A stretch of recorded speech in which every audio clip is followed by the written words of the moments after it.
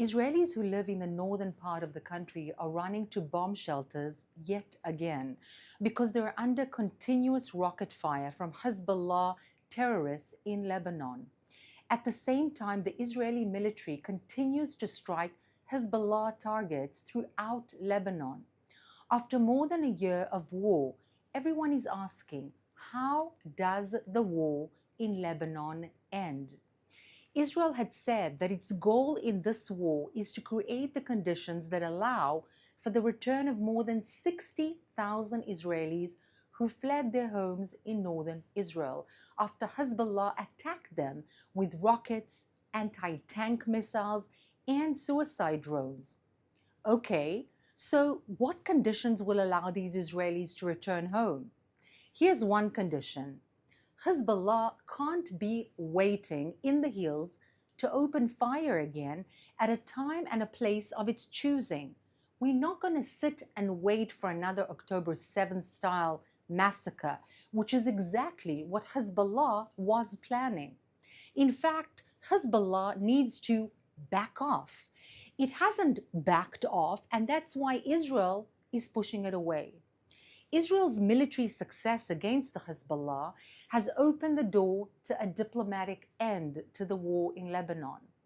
Israel is open to a diplomatic solution, but it can't be a solution that brings us back to the reality that existed before the Hezbollah started this war. So what does need to happen? Israeli journalist Barak Ravid reported that Israel gave the United States a document last week with its conditions for a diplomatic solution to end the war in Lebanon. Israel is demanding that it will be allowed to engage in active enforcement in Lebanon to make sure that the Hezbollah doesn't rebuild exactly as it wants to. Israel is also demanding the freedom of operation in Lebanon's skies. Now, these are very reasonable conditions when you are living next to a designated terrorist organization. Whoever doesn't like these conditions needs to be clear about what really needs to happen. Hezbollah must disarm forever. If the Lebanese army and UN forces do more to disarm the Hezbollah, then the IDF will do less. If the Lebanese army and the UN forces fail to disarm the Hezbollah, then the IDF will continue its operations in Lebanon. Whoever wants peace in Lebanon must keep up the pressure on the Hezbollah until it can never threaten the people of Israel again.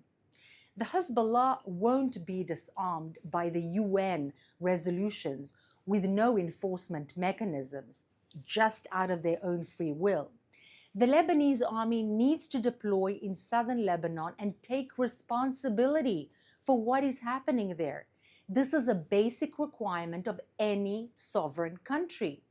The Lebanese army needs to inspect a very wide variety of private properties in Lebanon, as the Hezbollah uses Lebanon and private properties within it as a launching pad from which to fire upon Israel, store weapons, and/or for its finances.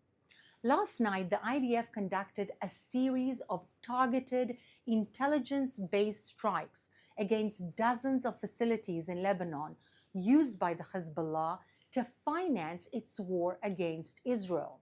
Civilians in Lebanon were warned before the strike so that they could move to safer areas. Most people don't know that Hezbollah has its own banking network in Lebanon. These Hezbollah banks operate separately from the Lebanese financial system. They are not under any supervision of the Lebanese government or the central bank.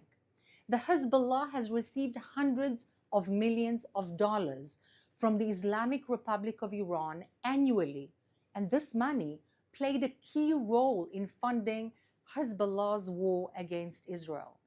The IDF strikes against Hezbollah's banks are part of its ongoing efforts to degrade the Hezbollah and prevent it from rebuilding in the future.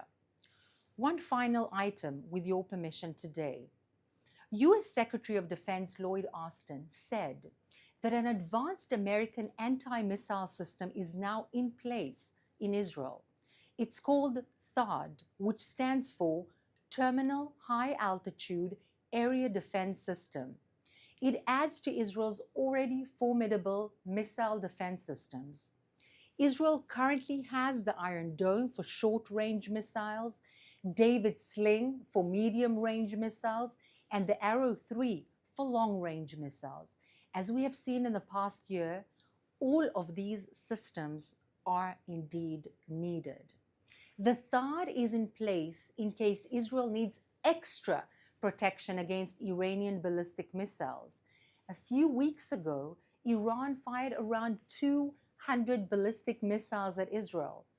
Israel is expected to respond to this Iranian attack at any moment, and Iran may respond again by firing hundreds of ballistic missiles yet again. We are fighting on 7 fronts, and our relationship with our allies is more important than ever. Now back to you. Let's take some questions from our audience watching live on social media.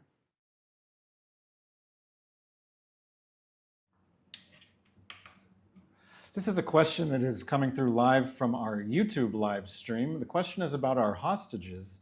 The Israeli Prime Minister has offered amnesty in exchange for Hamas captors who let the hostages go, and at the same time, the former CEO of SodaStream has offered a cash reward for people who release hostages. Are you optimistic now that Sinwar is gone that there will be some type of hostage release agreement?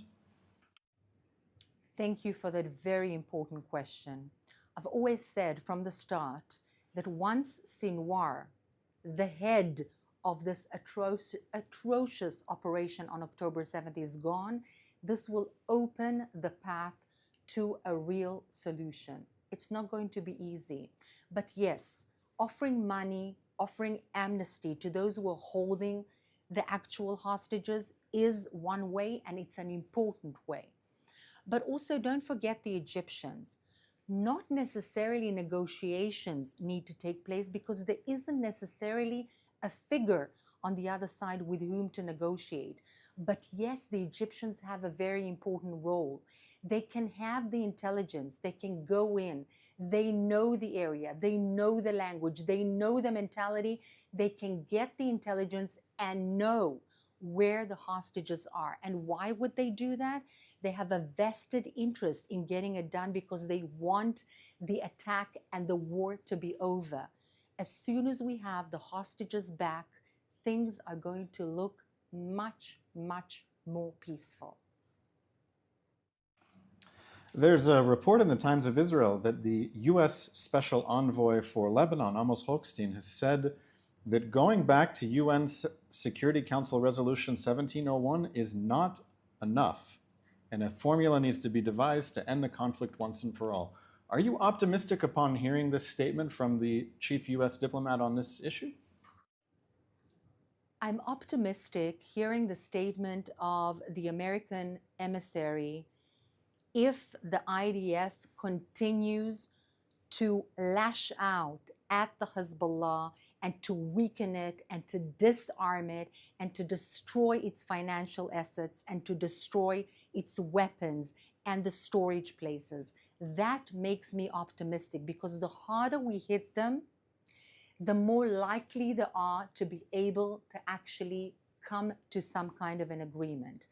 I am not optimistic that without the continued pressure, military pressure, they will agree to anything. And 1701 is in place for 18 years already. It is a UN resolution that was supposed to be carried out by the UN peacekeeping forces, and it has not been actually carried out, neither by the Hezbollah nor by the UN peacekeeping forces. And therefore, that alone is not enough. There needs to be a comprehensive agreement, but a continued pressure, military pressure by the IDF.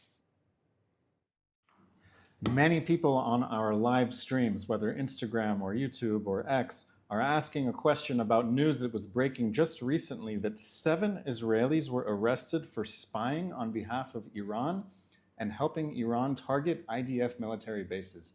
What are your thoughts on this story and Iran's efforts to wage war in a sophisticated way on 7 fronts against Israel? So I have been writing, speaking, and explaining for a very long time the modus vivendi of the Islamic Republic of Iran's way of going about to make sure that its ideology is carried through. The ideology, I remind everyone, is to control the world and make it into a Sharia-based radical Islamic caliphate. I know it sounds like science fiction, but it is what it is. And in order to do that, what they do in the Islamic Republic of Iran is disintegrate countries from within. In the chaos and the instability, they go in and they start to do things with the population, inside the territory, and so on.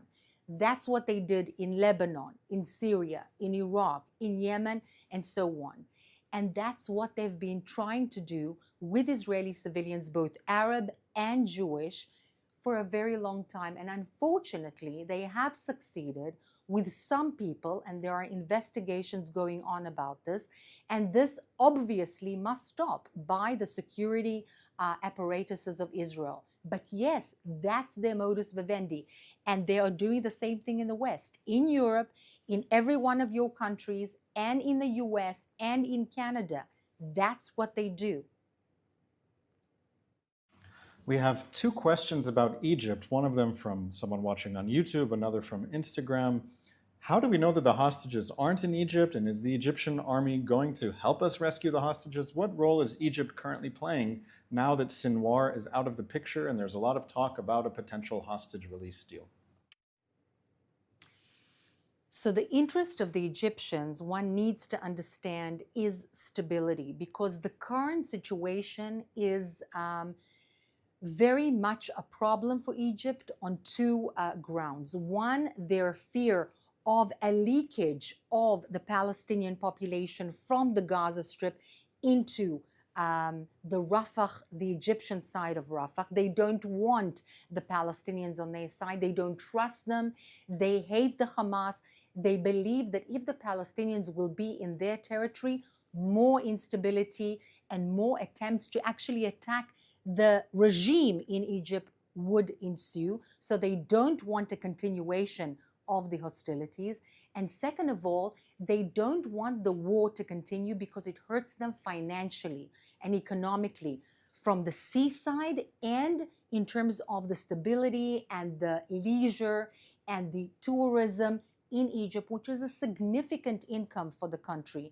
And it is already in economic problems. So they want the war to finish as soon as possible. Because they have that interest, they should and they can and they have the capabilities and the know-how to go inside the Gaza Strip, find the hostages, and give their whereabouts to the Israelis or to the Americans in order to get them out, whether with money to the captors or with amnesty to the captors. But the know-how about where those hostages are can be held by the Egyptians. And because they have a vested interest in stopping the war, I believe that there is a greater chance, now that Sinwar is gone, that they could do so. Yes.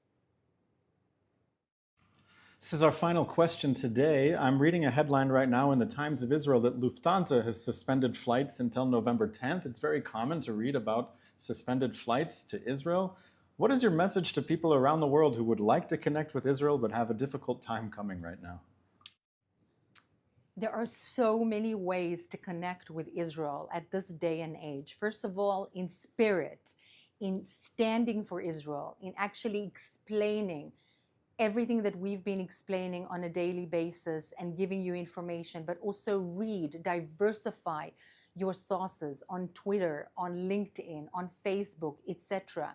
Read and try not to rely on the mass media, that from Al Jazeera and from the BBC, which really distorts the truth, unfortunately. You can explain the narrative.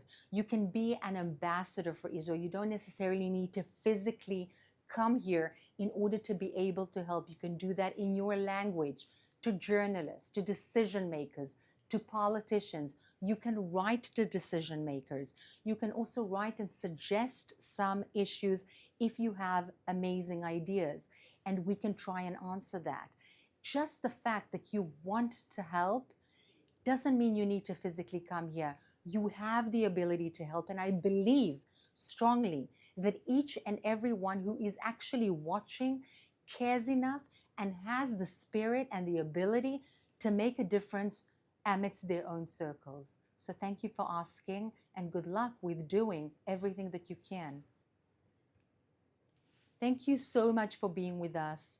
We're going to be here tomorrow, yet again, as always, at 3 p.m. Israel time, and we're waiting to see you yet again.